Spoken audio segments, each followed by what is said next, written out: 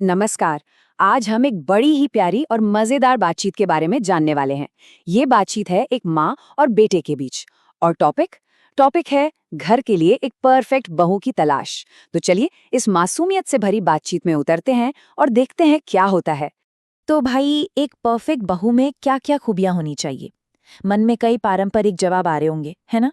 लेकिन इस कहानी में जो बेटे के जवाब है ना, वो किसी के भी सोच से कहीं ज्यादा हैरान करने वाले और सच कहूं तो बहुत ही मासूम है। तो कहानी शुरू होती है कुछ ऐसे कि एक माँ है जिन्हें प्यार से सब मैया बुलाते हैं, और वो आखिरकार अपने बेटे से पूछ ही लेती हैं कि भाई बता तो सही, तुझे असल में पत्नी चाहिए कैसी। और मैया का सवाल एकदम सीधा साधा है, अच्छा बता कैसी बहू चाहिए तो। बस इस एक सवाल में ना एक माँ की उत्सुकता भी है, थोड़ी सी चिंता भी है और ढेर सारा प्यार भी। और यही चीज इस पूरी बातचीत को इतना खास बना देती है। तो अब बारी आती है बेटे की, यानी लाला की। और जरा सुनिए उसकी पहली और सबसे जरूरी शर्त क्या है अपनी होने वाली पत्नी के लिए। तो लाला की जो पहली शर्त है वो है स्वभाव को लेकर। उसे चाहिए एक भोरी सी बहू, मतलब सीधी सादी शांत स्वभाव की। और कैसे नहीं चाहिए, बिल्कुल तेज तर्रार नहीं चाहिए जो बहुत हाजिर जवाब हो। पर ऐसा क्यों? अरे वजह तो सुनिए, मुस्कुराए बिना रहा नहीं जाएगा। और ये आया लाला का जवाब। वो अपनी माँ से कहता है, एक अकेली तू ही बहुत है तेज। मतलब घर में तेजी के लिए तुम अकेली ही काफी हो। बस इस एक लाइन से ही माँ और बेटे के बीच का वो प्यारा चुलबुला रिश्ता साफ नजर आता है कि नहीं? अच्छा, तो ये तो हुई पहली शर्त। अब लाला के लिस्ट में अगली शर्त आती है, और ये वाली तो थोड़ी और भी अजीब है। ये शर्त है होने वाली दुल्हन के साइज को लेकर। तो सवाल उठता है, भाई आखिर कितनी छोटी? क्या कोई अंदाजा लगा सकता है? लगाइए लगाइए। पर मैं बता दूं, लाला की जो कल्पना है वो किसी भी अंदाजे से बहुत बहुत आगे की है।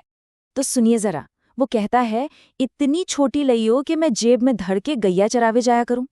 मतलब इतनी छोटी ले आना कि मैं उसे अपनी जेब में रखकर गाय चराने ले जाया करूं। सोचिए जरा, ये है उसकी मासूमियत की हद। एक ऐसी कल्पना जो सीधा दिल को छू जाती है।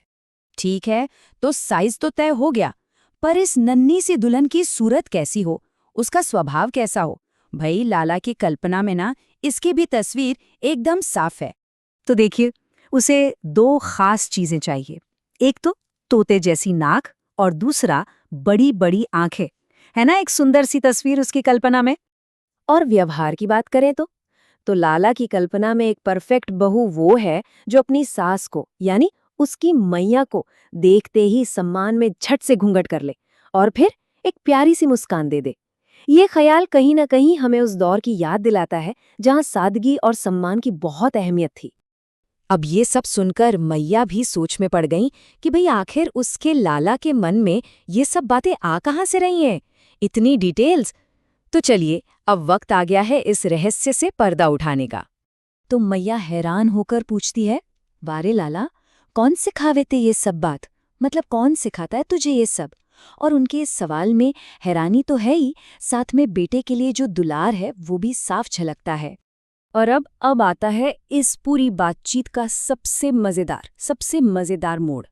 लाला जवाब देता है, मेरे गुरुजी मधुमंगल वही सिखावे।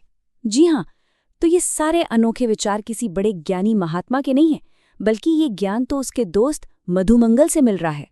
तो आखिर में ये एक सवाल मन में आता है कि जब मासूमियत अपने लिए एक परफेक्ट दुनिया की कल्पना करती है, एक आदर्श साथी की कल्पना करती है, तो ये चीज़ हमारे समाज, हमारी इच्छाओं और हमारी सादगी के बारे में क्या बताती है?